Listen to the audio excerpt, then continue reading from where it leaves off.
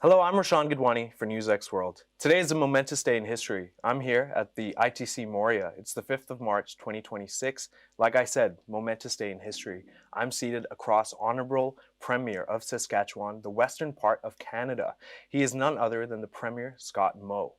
Like I just mentioned, momentous day in history, he was accompanying the PM of Canada, who was in New Delhi recently to meet Narendra Modi, the PM of India, to essentially discuss economic ties and bilateral cooperation. Two initiatives and two developments in this story are the Pulse Protein Center of Excellence, which is being explored, and of course, the uranium deal. Sir, I believe congratulations are in order.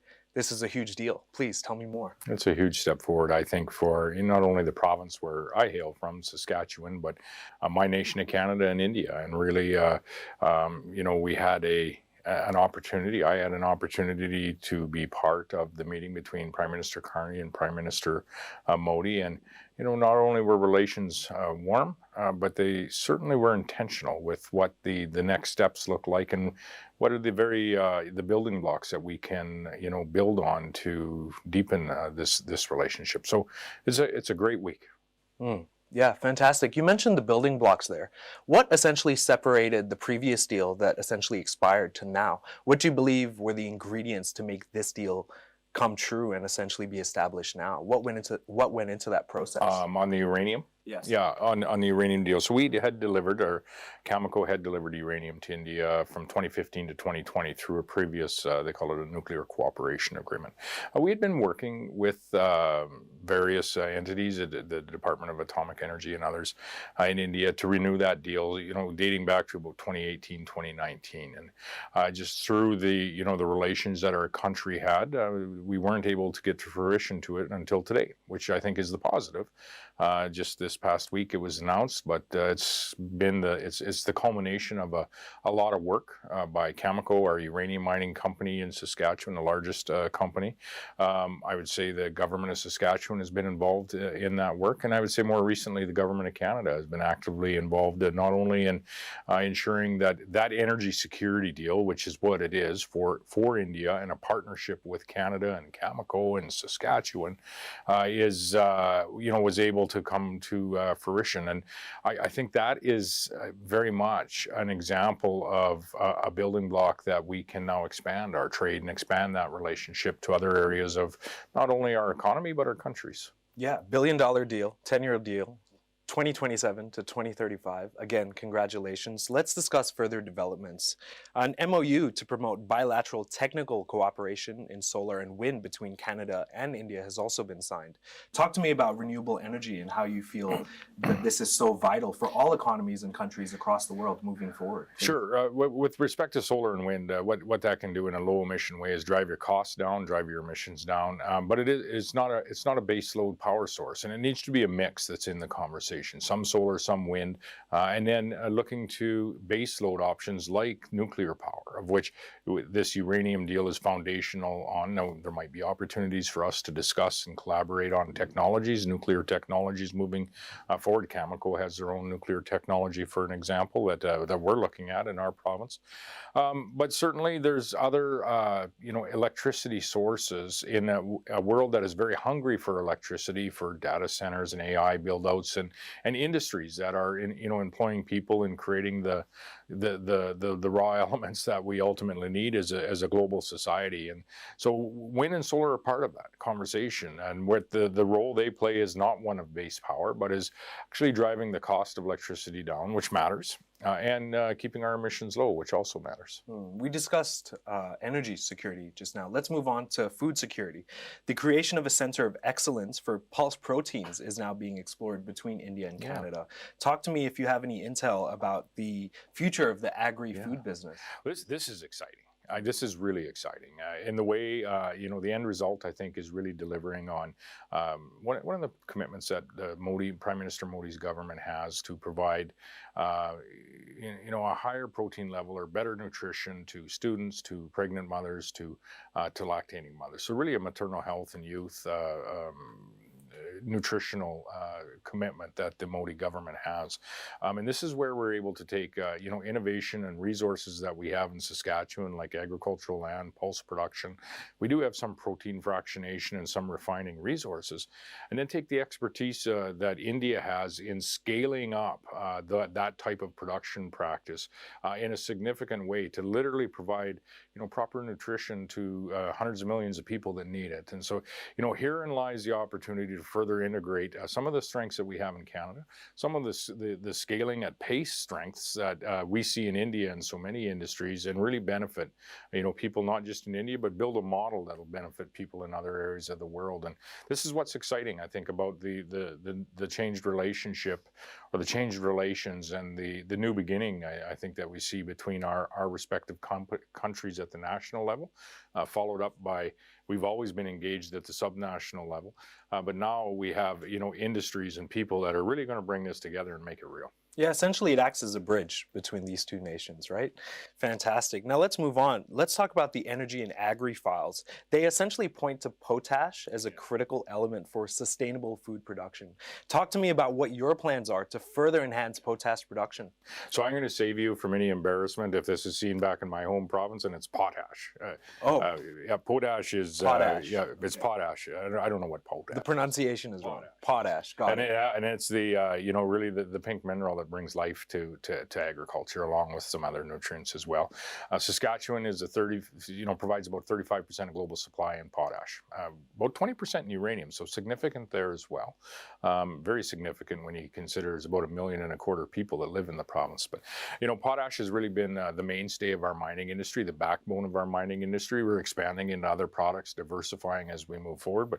But potash still is very much employing many people in Saskatchewan, allows us to be in places like India and be part of their food security supply chain, part of their nutritional security supply chain. And we do that for, whether it's pulses, canola, potash, uranium.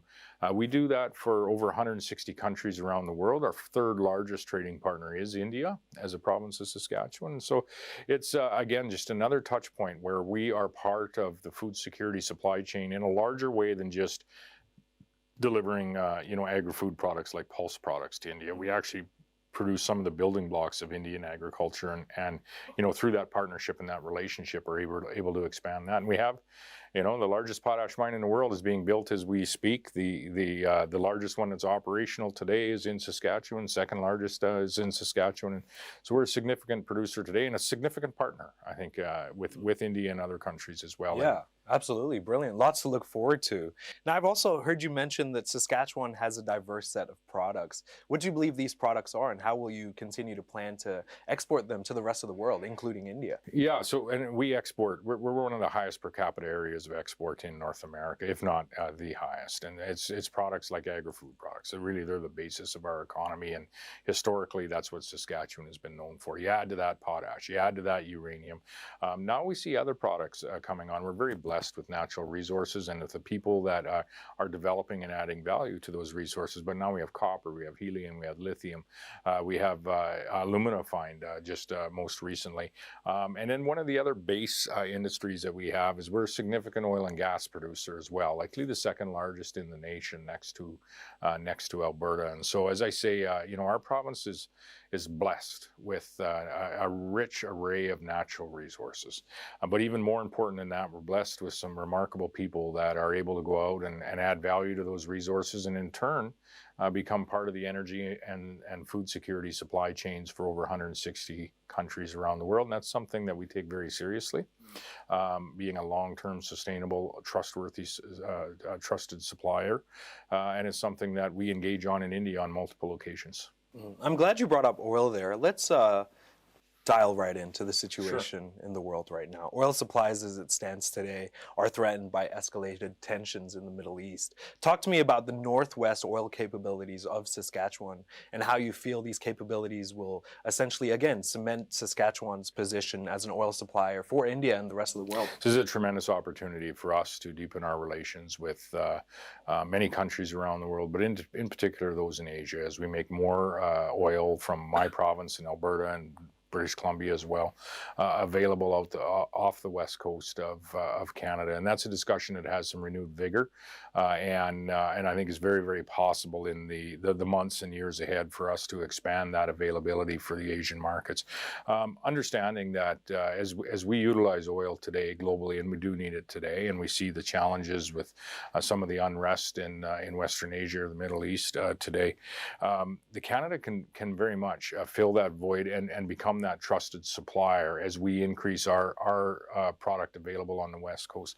And this is what's important. When it comes to oil that's produced around the world, it's not like products with respect to carbon content, with respect to, environmentally how it's produced. I'll provide you an example. We have a methane reduction initiative in Saskatchewan's oil industry as a whole, but in particular in the northwest part of our province, which would be the oil that would head to the west coast through Hardisty and through a pipeline out that way. They've reduced their methane emissions in that particular oil field by some 65% relative to 2015. And I don't know of another industry that has had a methane reduction plan that has been so successful in just the short period of a decade. And so, one is to have a high quality product. Two is to have it competitively priced. Three is to have a trusted trading partner that's going to provide that product year in, year out without hiccups or leverage coming into the equation. And then last, but certainly not least, is increasingly people want to know how that product is produced. And in the case of all Saskatchewan products, including our oil, it's some of the most sustainable from an environmental perspective product that you can find on Earth. And we're proud of that. Yeah. Fantastic. I've also heard you say that Canada can certainly compete. You've just touched on it briefly. Talk to me more about this. Well, we can, and we look forward to, and we embrace the opportunity to compete. And, we're not unlike many other nations, as we have a discussion as Canadians as to what our future looks like and how we're going to produce products, what we're going to produce, and where we're going to engage with those products. And we've been very open on all of those conversations or topics from a provincial perspective. And I think the future looks very bright for my province and our nation with diversifying the products we're producing, diversifying our markets around the world, and expanding on existing partners that we have. And as I said, India, from our province's perspective, has been our third largest trading partner for a number of years now. I think we have tremendous upside opportunity now that we see our national government starting to come to points of agreement and starting to really set the terms of, what the future looks like for trade between Canada and India. And I would point in that relationship is going to be the committed conclusion of the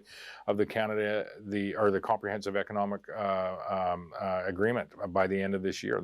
That's a tremendous step, and that's a very ambitious timeline, and it was put forward by both prime ministers earlier this week. And so exciting times ahead for us to expand what I think is a very solid base of trade from Saskatchewan to India, but also to expand a much larger diversity of products that we are trading and scaling and partnering with India companies and providing benefits for people that live in India and people that live in Canada. Yeah, fantastic. I think that about sums it up. If there's anything you could say to the people of Saskatchewan and India to essentially solidify the deal, like you just said, these are ambitious initiatives and goals, right? What do you believe the key ingredients are between interpersonal ties post 2035 to essentially seal the deal for longer periods of economic ties between India and Canada? Please. Well, let's respect our differences, understand each of us has weaknesses, but let's focus on our strengths and points of agreement and move forward where we can. Thank you so much for your time. Take care. I'm Rashawn Gidwani for NewsX World.